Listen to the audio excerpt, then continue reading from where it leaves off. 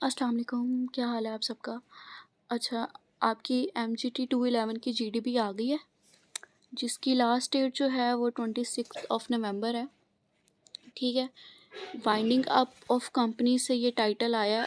मैंने सर्च किया था आपके हैंडआउट्स में, लेकिन ये आपके हैंडआउट्स से तो किसी किस्म का जो है वो टॉपिक नहीं नज़र आया मुझे। ठीक है, एटलीस्ट मुझे तो नहीं मिला। आप लोगों को मिला हो तो कमेंट में लाजमी बताना। ठीक है, अच्छा मैं इसको रोटेट करती हूँ ताकि प्रॉपर ज़रा दिख जाए। अच्छा, आपका जो क्वेश्चन आया है उस पे बात करते हैं। सबसे पहले उन्होंने कहा है एक जॉइंट कंपनी है, जॉइंट स्टॉक कंपनी है। ठीक है, उसके 2 सिनेरियोज़ आपको दिए हुए हैं, तो आपने आइडेंटिफाई करना है सही वाला मोड ऑफ फाइंडिंग अप। ठीक है, और साथ में रीज़न बतानी है कि आपने ये मोड क्यों चूज़ किया। ठीक है, वैसे मैं आपको आपकी नॉलेज के मुताबिक बता दूं कि 2 टाइप्स होती हैं मोड ऑफ फाइंडिंग अप की। ठीक है, और दोनों में से हमने देखना है इन सिनेरियो में कौन कौन सी जो है वो आएगी। एक होती है जी, एक होता है वॉलंटरी वाइंडिंग अप। ठीक है, और दूसरा होता है कंपल्सरी वाइंडिंग अप।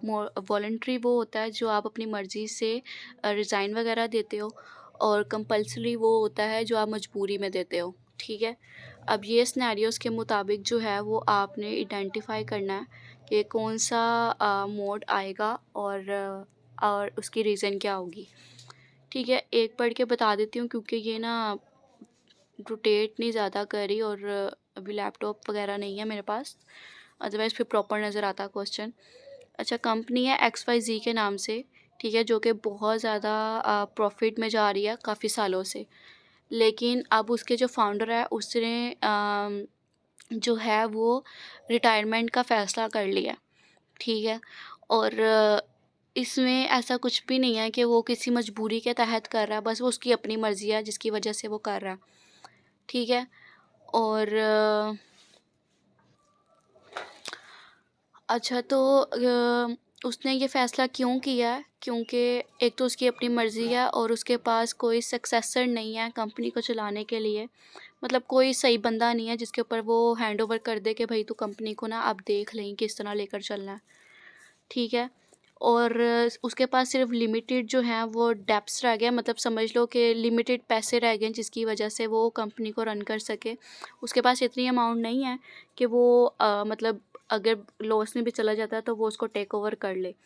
ठीक है, तो ये रीज़न है कि उसका वो जो है वो छोड़ना चाह रहा है, कंपनी को वाइंड अप कर रहा है। ठीक है, अब आपने पहला बता देती हूँ, वॉलंटरी वाइंडिंग अप है, ये अपनी मर्ज़ी से कर रहा है। ठीक है, इसी तरीके से आपने दूसरा पढ़ना है और उसको देखना है कि वो उसकी क्या रीज़न है। ठीक है, और आपने रीज़न देनी है कि वैसा क्यों कर रहा है। ठीक है, अपनी वर्डिंग में। आई होप कि आपको असाइनमेंट समझ आ गई होगी। जिसको समझ नहीं आई वो डिस्क्रिप्शन में मैंने ग्रुप का लिंक ज्वाइन कर ले, व्हाट्सएप का दिया हुआ है। ठीक है, और जो लोग मुझसे रेडी करवाना चाहते हैं वो टाइमली आके मुझे बता दें तो मैं रेडी कर दूँगी।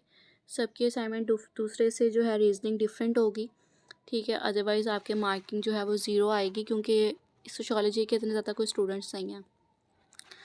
अच्छा, बात करते हैं इसकी इंस्ट्रक्शंस की। तो आपने टाइम्स न्यू रोमन चूज़ करना है इसका फ़ॉन्ट स्टाइल, और एरियल भी आप चूज़ कर सकते हैं, it's totally up to you.